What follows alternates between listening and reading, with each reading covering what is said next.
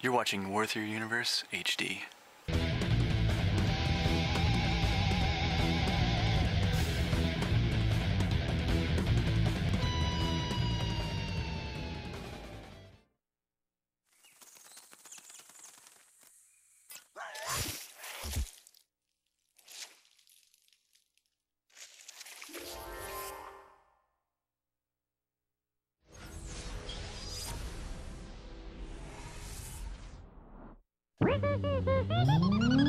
Let's review Fairytale Fights.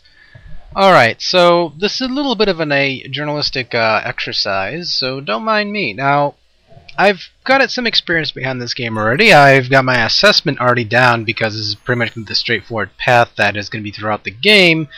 So playing through an entire chapter of whatnot, then you pretty much get the point. I mean, there's nothing, unrevealing about this game. I mean, there's about 4 characters you play about with, which is a little Red Riding Hood, which she's like this cutesy little character, and then she's just complete psychopath. You got Snow White, you got Beanstalk Jack, and you got the Naked Emperor. These are the 4 characters you can play as through via co-op. And you can pick through these characters not simultaneously because you have to go up to them like so. And so, for example, let's say I want to go up to one of these books here, and you go, alright, I want to play as either Beanstalk, Snow White, Naked Emperor, which has like a red thing on his tra-la-la. So, for kidding's sakes, we'll just pick the Naked Emperor. So you pretty much see a mirror image of yourself over there, which is kind of weird. I see my butt cheek, so that means he must be apparently naked. This game has a lot of progression through it, as well as a lot of replayability. There's over 140 plus weapons that I know of in this game, which make it somewhat interesting that you get all these crazy little cutesy little weapons at first to play with.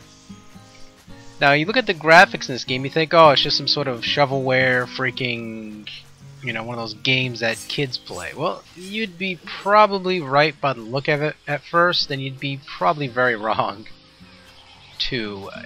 It's a type of game that it's more meant for adults.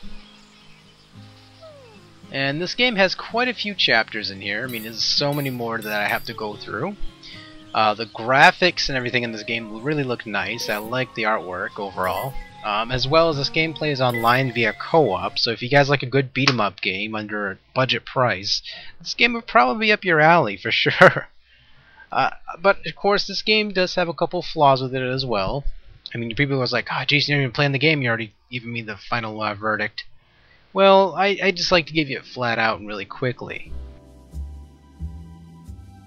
This game has some great things about it, like just really funny, fun, kickback kind of gameplay. There's a couple problems with it as well. Now, these are probably just silly critiquing things, but at the same time, it's also a downfall. Now, again, I can understand the approach of this game was something to be, something with, with the 2 analog sticks here. How you attack is you use the right analog stick here, and the left one to move around, la la la la. A's to jump, you get your simple buttons there.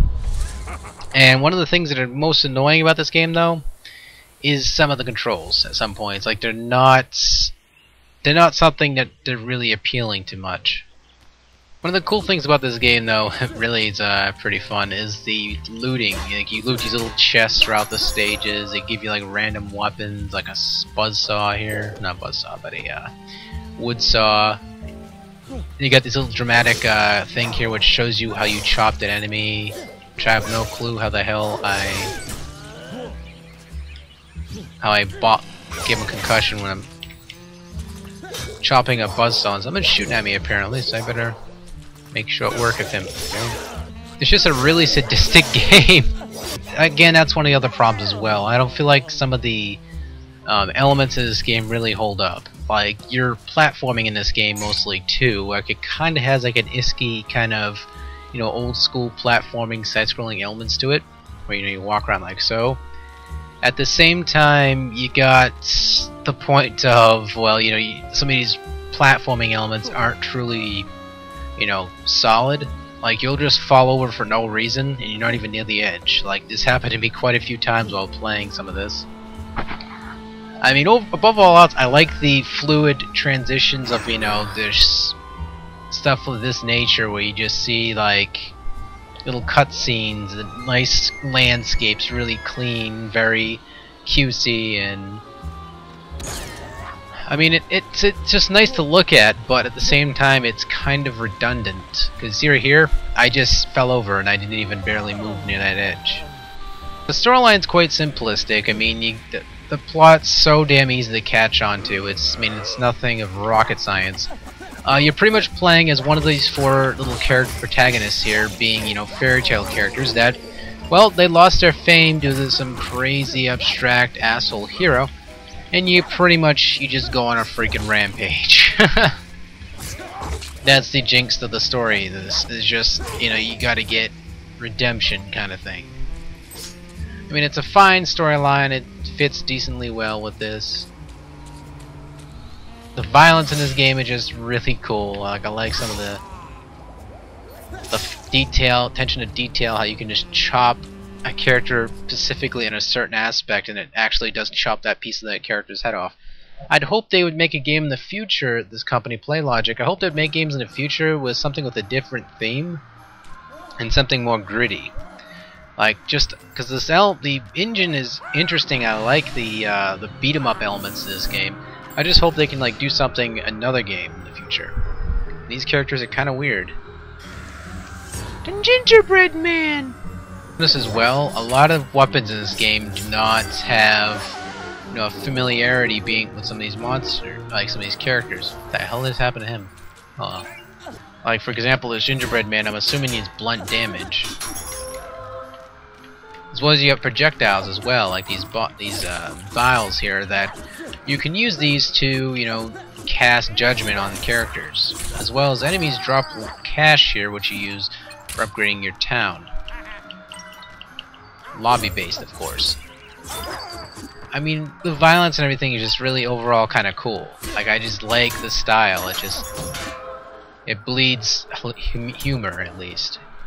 Now, seeing this game is a bargain bin based game, of course. One of my final things to say about this is it's definitely worth it. I mean, if you have friends you just like beating back with, like you got like specific, you know, tastes in games, like you like beat 'em up so you can tag with people and play, and you don't want to pay too much at all, but yet you want, you know, something that feels like it's at least a 5 to 3-star quality game.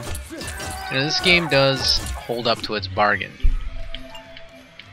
Past some of the linearity some people might feel. I mean, it's just a really colorful and really outstanding looking game, as well as the controls are not entirely bad. I kind of wish you could just use the X or A buttons. I mean, make it a typical button masher. It probably would have held out a little bit more. I mean, for default controls, of course. Now, being able to swing in these 360 degrees, that's fine. But I wish, again, it wasn't quite held up like that. I wish you could just be straight up, you know, balls to the walls, just using the X and B button and move around in that specific direction. It made things a little bit more easier for me to handle. Anyway, Dan Van Dam from Daily Gamepad, as well as WorthyourUniverse HD. To tell you, don't go down slide tongues, or tongues with nails in them. It hurts.